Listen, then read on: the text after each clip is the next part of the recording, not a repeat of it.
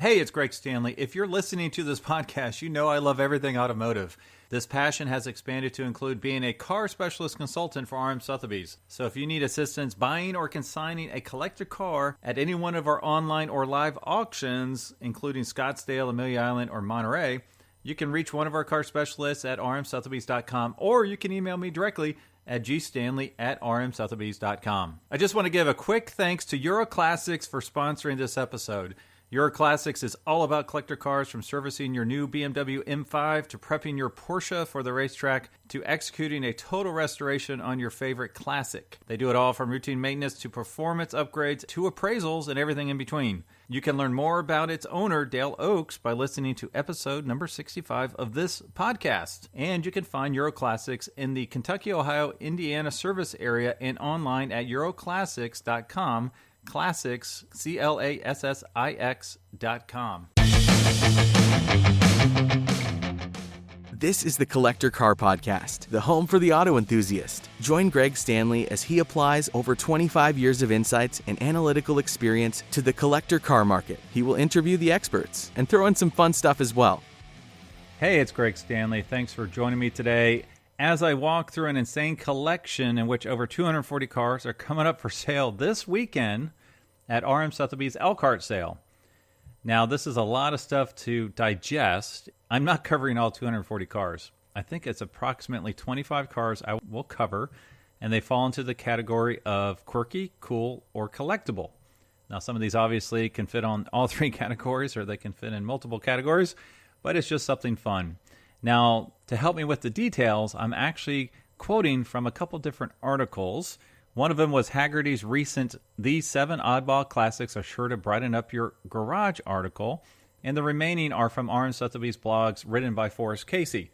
Now, you can go to rmsotheby's.com, scroll down, and you will see the past blogs, and you can sign up to get all future blogs. They're really well written. So I will reference these throughout this podcast. So for fun, we're going to start with the cool cars. Now, I'm starting with something a little bit different here, continuation cars. This is from the article titled "Neither Kit Cars Nor Replicas, 3 Significant Jaguar Sports Cars Get a Second Chance" by Forrest. Some of the most famous British sports racing cars have become so valuable they warrant ultra-premium continuation versions made by the original manufacturers themselves. And the first one I'm going to talk about is the 1955 Jaguar D-Type continuation. So I did pick the 3 continuation cars to go into my cool car list because they are super cool. So the estimate on this one is $1 million to $1.5 million. For reference, a real one per Hagerty is $4 to $9 million. However, in 2016, one sold at Monterey for $19.8 million against an estimate of $20 to $25 million. So they're high dollar cars, and you can get a continuation car made by Jaguar for somewhere a little bit over $1 million. Now, a D-Type was racing at Le Mans, but there was a huge accident between a Works Jaguar and a Mercedes-Benz SLR, and what happened is Mercedes officially resigned from motorsports, and the Jaguar factory team continued on for one more season, ceasing all official activities at the end of 1956. So 100 D-Types were planned to be made, ended up only making 75 of them back in the mid-1950s. So what did Jaguar decide to do? They wanted to complete the remaining 25 cars because they had 25 chassis numbers from back then. They just were not completed. And so this is one of those 25 continuation Jaguar D-Types. Now the next one is a 1957 Jaguar XKSS continuation car. The estimate is $1.5 to $2 million for this continuation car. And what is a real one worth?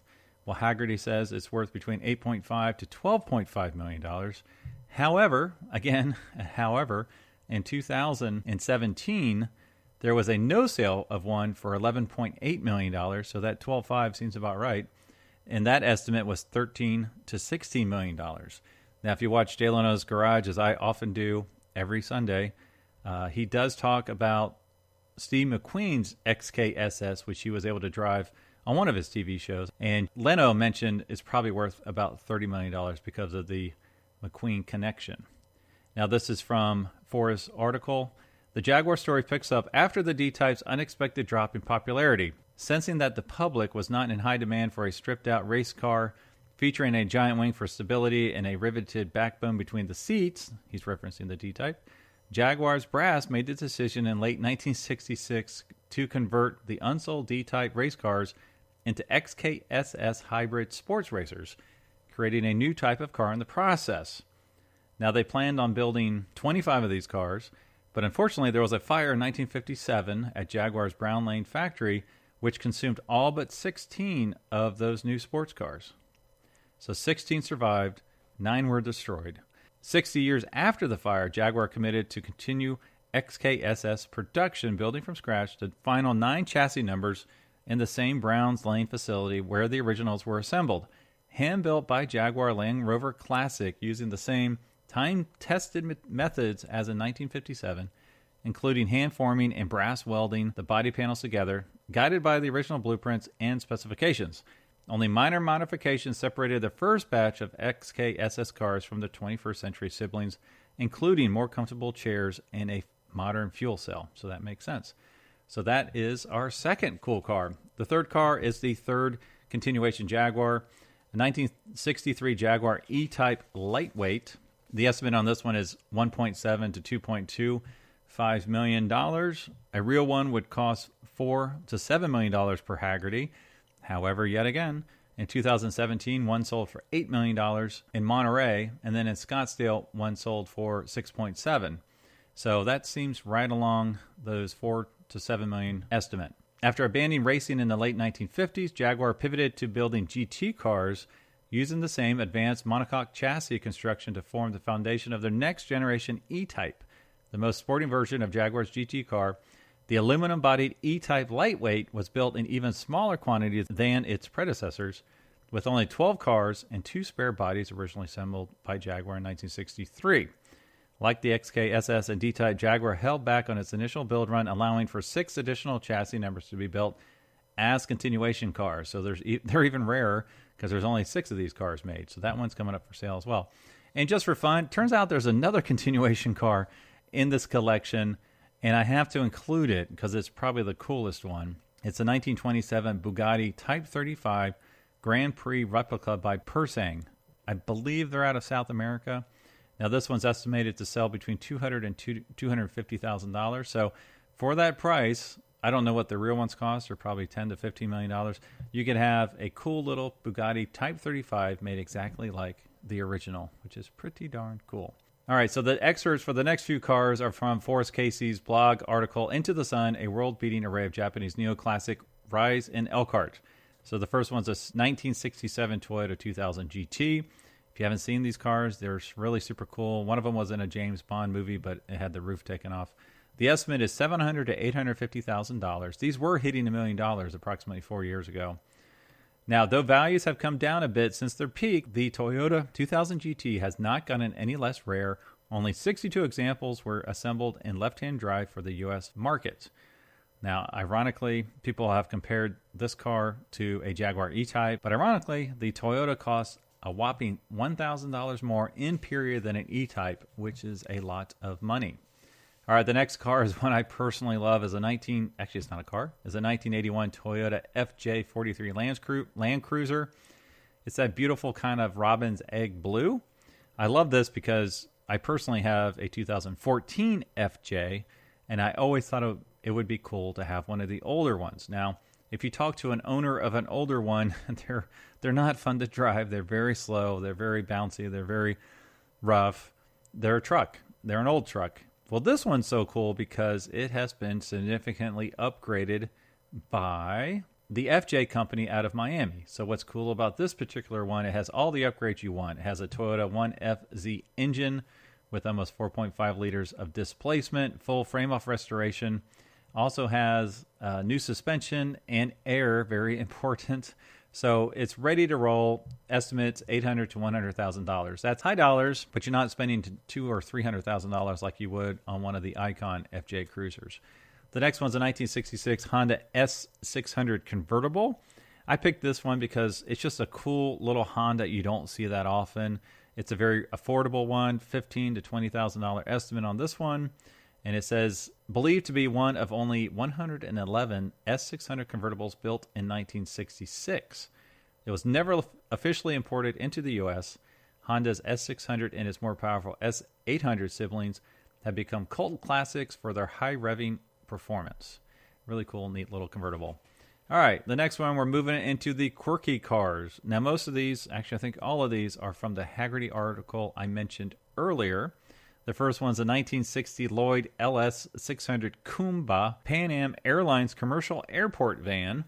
Estimates $35,000 to $45,000. Lloyd sounds like a British car, but the company's full name, Lloyd Motoren Work, with an E at the end, reveals its true Germanness.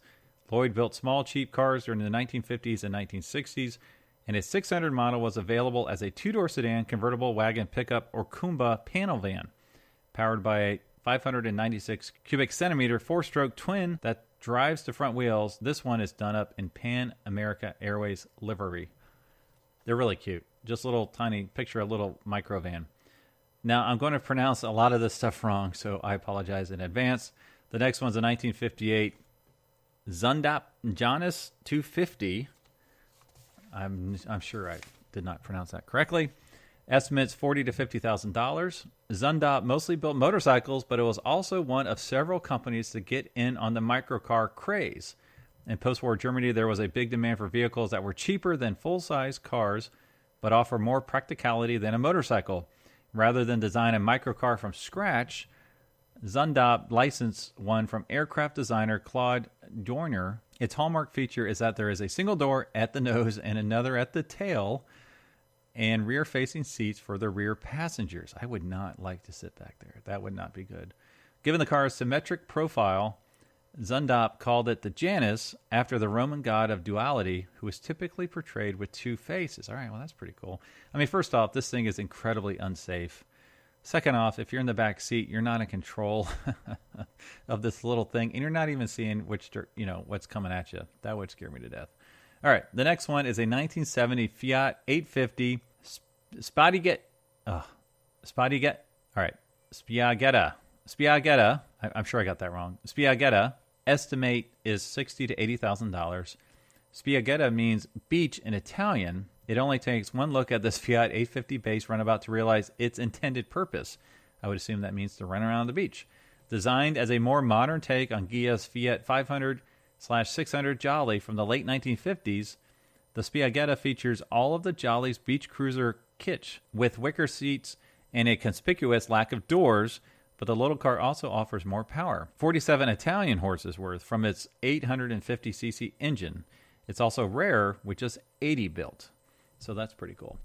Okay, the next one on this list is kind of cool because it has bubble gum on the outside of it. It's a 1958 Gogo Mobile TL250 transporter double bubble van. Estimate is $50,000 to $70,000. Gogo Mobile, oh, that's hard to say, was a cute name for a cutesy series of microcars sold by German car maker Glas during the 1950s and 1960s. With fewer than 3,700 built, this van was always rare, and because they were popular with the West German Postal Service, there aren't many left. Interesting. All right, the next one is actually the cover art for this podcast. I saw it in person. I thought it was super cool. Never seen one before. It's the 1961 Bedford CA Doormobile Caravan. Estimate is $60,000 to $80,000. Now picture a maroon VW Westfalia camper van.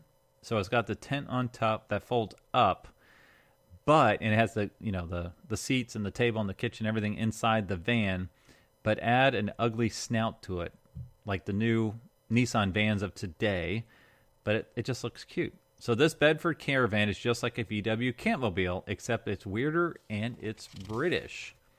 Its popular pug-nosed CA model, for example, was built on a lightly modified Vauxhall chassis and powered by a 1,500cc four-cylinder. This Doormobile Caravan features storage cabinets, a sink, a portable refrigerator, a portable gas stove, and enough room to sleep 4 people. All right, the next one on the list is one that I really like. It's really cute and quirky. It's a 1991 Nissan Figaro. Now, the estimate is $20,000 to $25,000, offered at no reserve. Now, this is a JDM, Japanese domestic market import car. They were all right-hand drive, to my understanding. They were never officially offered in the U.S., but they're really cool and quirky. I think if you were to picture a two-door kind of a hatchback, but instead of having a hatchback, it has a canvas roof that slides down, so it's kind of like a target top. And it just looks like it belongs in a Mario Brothers video game. It's just quirky and cool and neat. All right, the last one from our quirky category here is from the article British on a Budget, Sports Cars and More, straight from the UK. It's a 1937 Morgan three-wheeler. The estimate on this one is $35,000 to $45,000, no reserve. Now, this one's really cool. If you're not familiar with the three-wheeler, basically it's low-slung, small. Picture a 30s motorcycle with two wheels in the front and one wheel on the back, and it has the engine on the front. So where the grill would be, it's actually, I think it's a two-stroke engine on the front, and it's very cool, very unsafe. Jay Leno often says this is a car that you just cannot avoid potholes with, because if you don't hit it with the front wheel, she'll hit it with the back wheel in the middle. There's no reason to swerve to try to miss a pothole because you're going to hit it. All right, now finally we're going to move on to the collectible cars. Now, all the ones I've previously mentioned, some of them could be considered collectible cars, and they might appreciate in the future. These next 11 cars are ones that I believe will appreciate within the next 2 to 3 years. Now, some of you might think I'm crazy on a few of these, but hear me out. Now, the first one's an obvious one. It's a 1972 Datsun 240Z. I've talked about this car in the past. The early Datsuns continue to appreciate. The more original and unrestored they are, the more they cost. The estimate on this one is $75,000 to $90,000. It's an interesting lime color with black interior.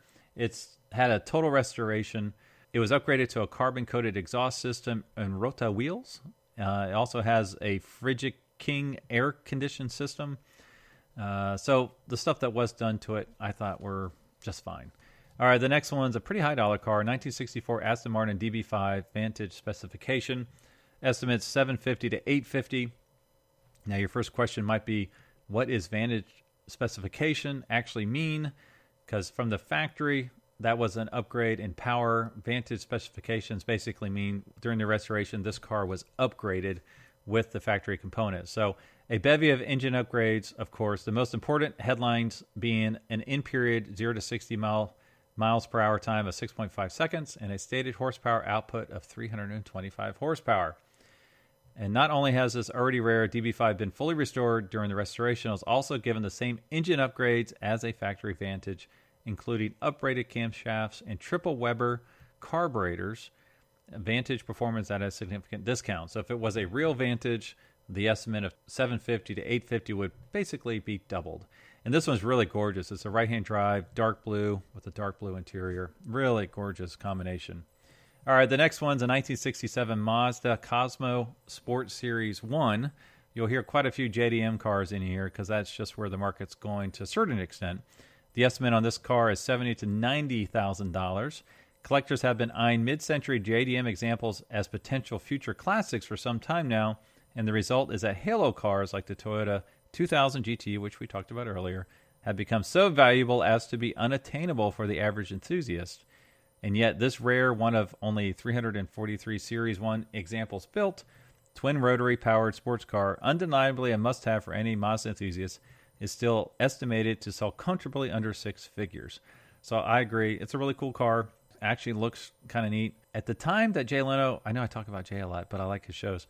At the time that he filmed his, I believe there were only 3 known in the U.S., and I don't think this was one of those 3. I think more have come to the U.S. in the past few years, but they're still probably in the low double digits, the number that are in the U.S. So that's a really cool car. All right, the next one is from the article 15 under 100,000 K, an impressive list of values and options in Elkhart. This one is a 2011 Tesla Roadster Sport R80. The estimate on this car is $60,000 to $80,000. Now you're probably thinking, am I crazy? A hybrid? Well, it's a fairly early Tesla, and I think you'll start seeing these pop up in auctions more and more as they become older, and I think the earlier ones will command a premium. I honestly don't know the first year of Tesla. I think it was 2007, so this isn't super early, but it's early enough that I think it will start to appreciate. All right, now for your JDM folks, you'll really think I'm crazy on this one. The next one's a 1993 Suzuki Carry. This is one of the little tiny pickup trucks. Estimate is $7,000 to $9,000. These are so popular and they're growing so much. There's actually a few dealerships in the U.S. that only deal in these little pickup trucks. So this one's a Japanese market right-hand drive example. Delightful, lightweight, utilitarian pickup. Features all-wheel drive and air conditioning. The most fun you'll have moving stuff. So I love the bullet points that were in this descriptor. So these are just really neat. I mean, you can't get small pickup trucks nowadays in the U.S., and having one that's functional and utilitarian like this, four-wheel drive, AC, can carry a bunch of stuff, and it's Japanese and it's a JDM import. They're really selling well, and they're still really cheap, $7,000 to $9,000. All right, the next one's a 1998 Ferrari 550 Maranello, estimate $100,000 to $125,000. This one has almost 21,000 miles on it, so a little bit higher mile, black on black, and the notorious quote-unquote sticky button issue was corrected in current ownership. So I think I know what I think I know what that's referencing. So I was glad that known issue has been fixed. The reason I picked this one, very simple. It's a 6-speed manual, front engine V12 Ferrari. These will continue to appreciate. You can go back to a couple episodes ago when I referenced one of the cars you have to buy is any late 90s, early 2000s Italian supercar that is stick shift. They will appreciate, and this is one of those cars. All right, the next one's a 2016 McLaren 650S Spider. Same kind of thought here. This is one of the earlier McLaren's $160,000 to $200,000 estimate. It's a Spider. It's the first model to represent their Super Series.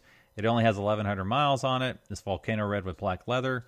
I think this one, it still might depreciate a little bit, but I think it's probably bottomed out on that side of it, and will start going up here soon.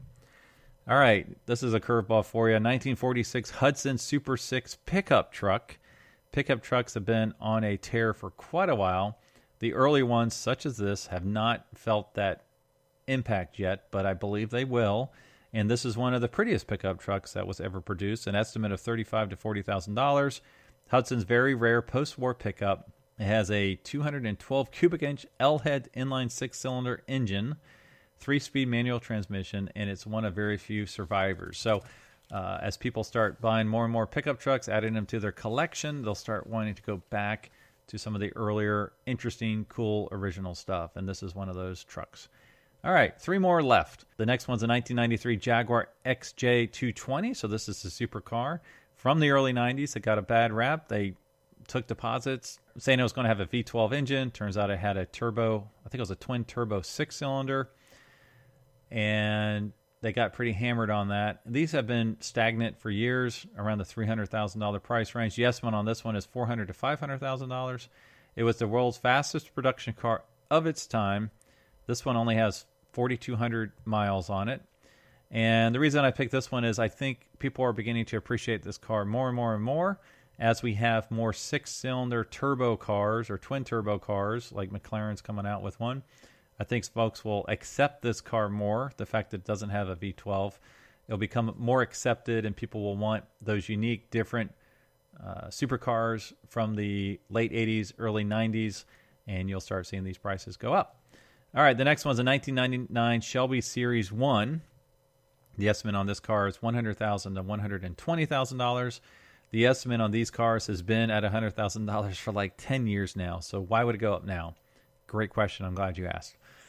I think it will go up now because the legacy of Shelby is finally hitting mainstream with the Ford versus Ferrari. It's a very attractive car. I think it looks really cool. It's the only car designed and engineered by Carroll Shelby from the ground up. They only made 249 of them, so it's rare. This one was ordered new by the owner and ordered prior to production. This one only has 2,700 miles, and I just think these are going to have their time soon. It's a V8, high-performance, 2-seater, convertible Cobra, basically. Modern interpretation of the Cobra. All right, the last car is a 1972 Ferrari 365 GTB4 Daytona Spider conversion, and the estimate is $400,000 to $450,000. I picked this one because these cars, the Daytona cars, have fallen off of a cliff recently. I want to do a podcast about one Daytona that has been to 13 auctions, and it went from being bidded up to $800,000, $850,000 to finally selling at $500,000. I think these are close to bottoming out, and this is one that has a decent history. It was turned into a convertible by a reputable shop. It has factory AC and radio, matching numbers, engine and gearbox, has 20,000 miles. So I think, of the conversions, this is a pretty good one. The real convertibles are $1 million cars. So this is what I pick as my last future collectible from this collection. Now, I didn't even scratch the surface. I mean, I hit maybe 10% of the cars. You definitely want to check out rmsotheby's.com and see the rest of these cars, even if you just want to have it as like your online concours d'elegance by looking at these things. So there you have it, 25 quirky, cool, and collectible cars from the Elkhart collection. I'd love to have any of these in my garage right now, that is for sure. I didn't even cover the $3 million Ferrari, the Mercedes Gullwing, the Shelby GT350, the split-window Fiat Corvette, the Fascio Vega, the Lamborghini Miura. There's just a ton of cool cars that you should definitely check out. As always, thanks for joining me this week, and I will talk to all of you next week. Thanks for listening to the Collector Car Podcast. Don't forget to give us a nice rating on iTunes and be sure to follow us on Instagram and everywhere else at the Collector Car Podcast.